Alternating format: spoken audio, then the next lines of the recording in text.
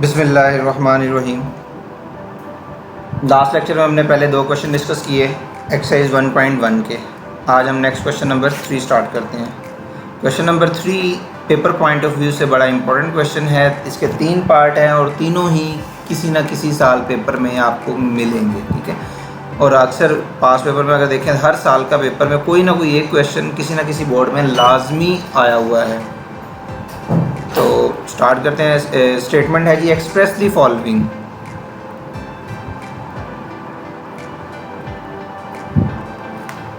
ए part, 3 part है, A B और C. पहला जी, द पेरीमीटर। इसकी स्टेटमेंट ज़रूरी है क्योंकि स्टेटमेंट समझ आएगी तो क्वेश्चन सॉल्व होगा, समझ भी आएगा। The perimeter P of a square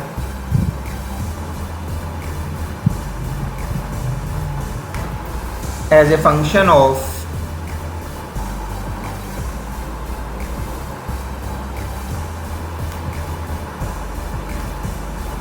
its area A।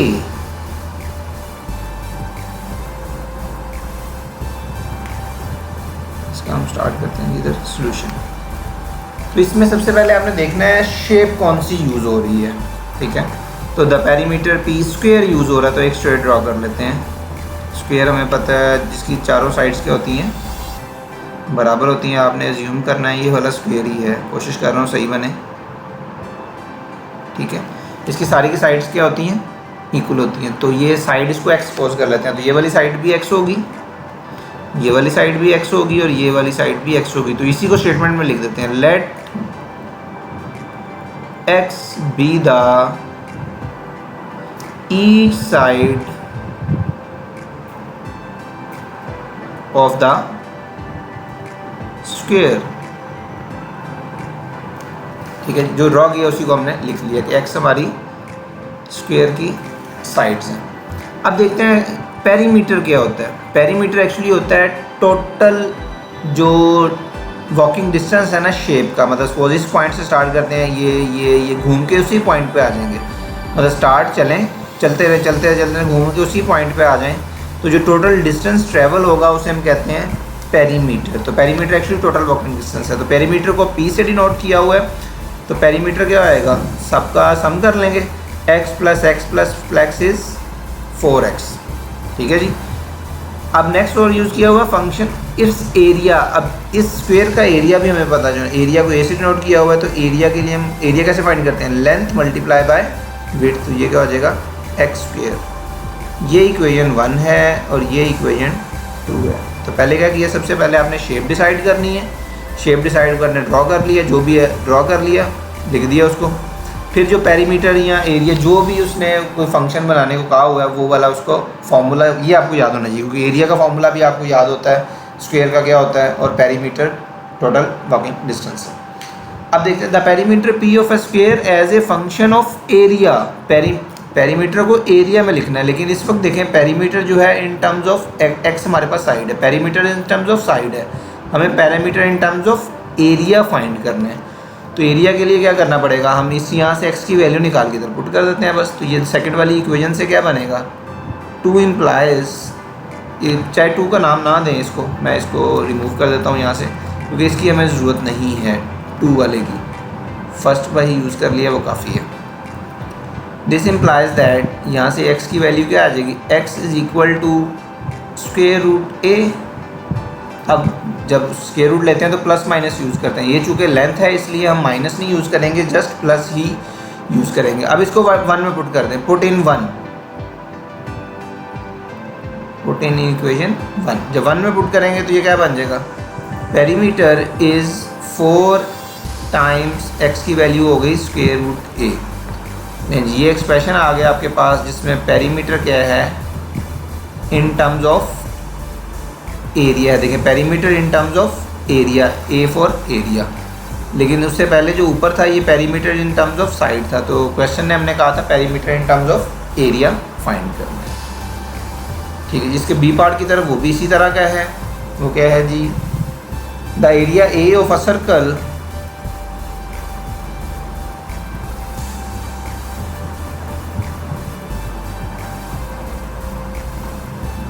As a function of its circumference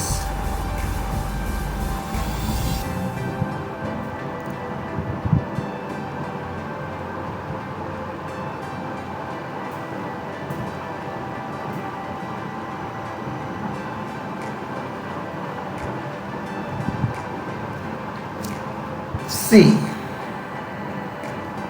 solution.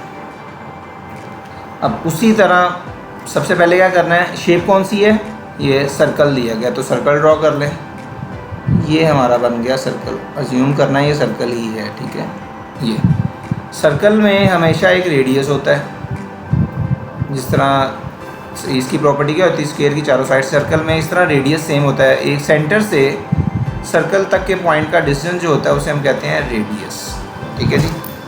तो लेट, इधर स्टेटमेंट क्या लिखेंगे, लेट आर बी द, या एक्स, अच्छा इस रेडियस को आप एक्स भी कह सकते हैं, हम चूँकि वो एक्स यूज़ कर रहे हैं तो इसको भी एक्स ही करेंगे, इसको मैं एक्स कर देता हूँ।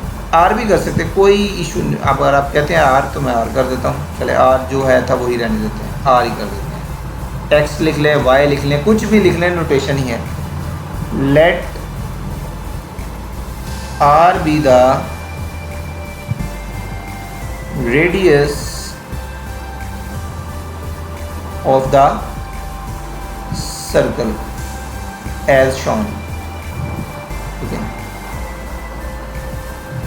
अब इसका, अब दूसरा देखिए एरिया दिया हुआ है, एरिया को हमने ए से डिनोट किया हुआ है। Then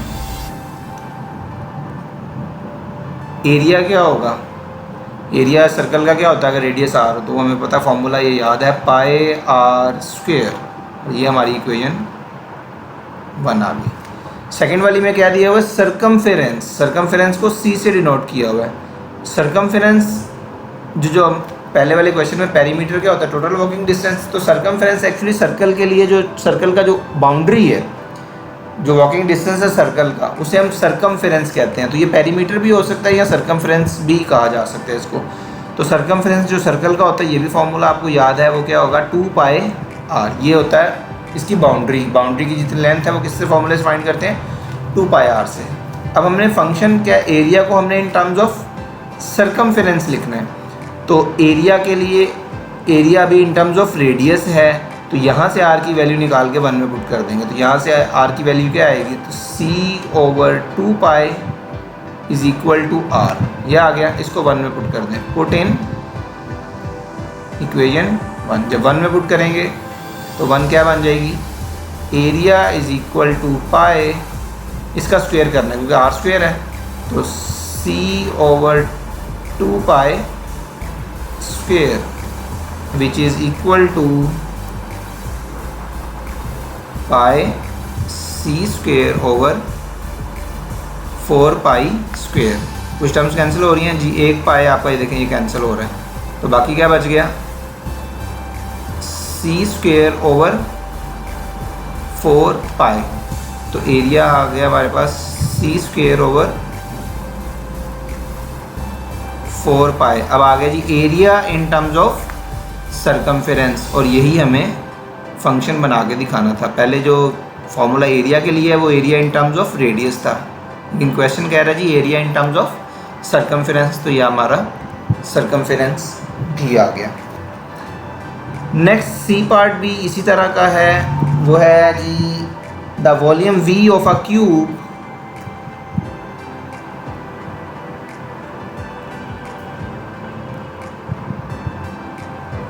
as a function of the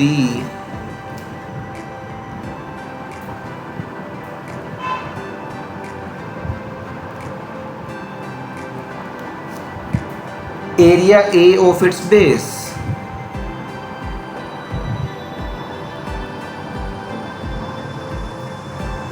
base area के फंक्शन में लिखना है आपको, ठीक है। टोटल एरिया नहीं, बेस एरिया, क्योंकि क्यूब है, क्यूब का एरिया नहीं होता, वॉल्यूम होगा, लेकिन उसने सिर्फ बेस एरिया की बात की है। अब शेप हमारे पास कौन सी है, क्यूब है, तो पहले क्यूब ड्रॉ कर लेते हैं इस तरह।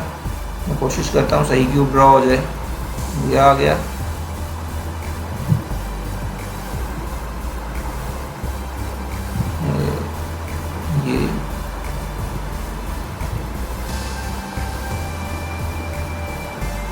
ये क्यूबॉइड 3 डायमेंशनल शेप बन गई हमारे पास।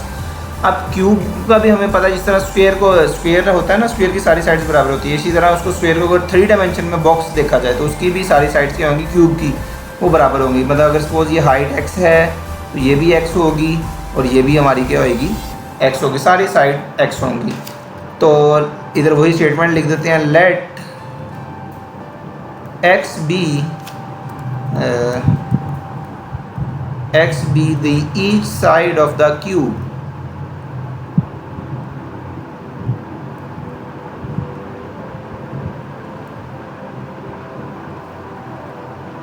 as shown, ठीक है, इन फिगर।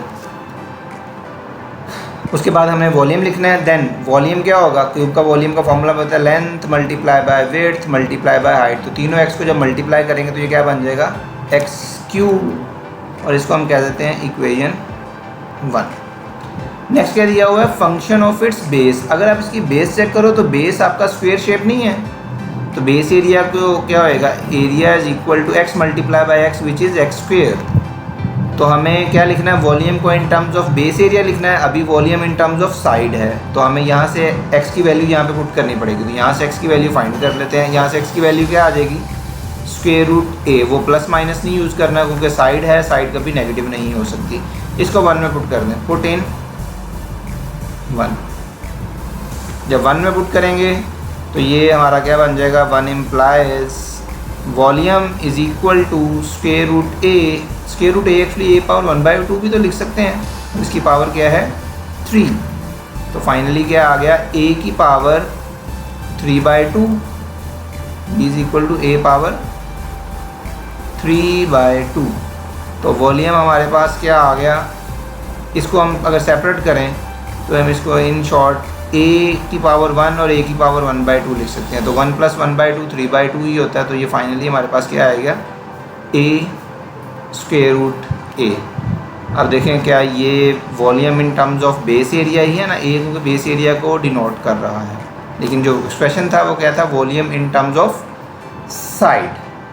ठीक है जी, होपफुली आपको ये क्लियर हो गया होगा। और ये तीनों पार्ट आपके इंपॉर्टेंट है, इसलिए मैंने सारे ही करवा दिए, आपके लिए कोई भी नहीं छूटा। तो इंशाल्लाह नेक्स्ट लेक्चर में हम डोमेन रेंज के और जो फर्दर क्वेश्चन है वो डिस्कस करेंगे। Thank you very much.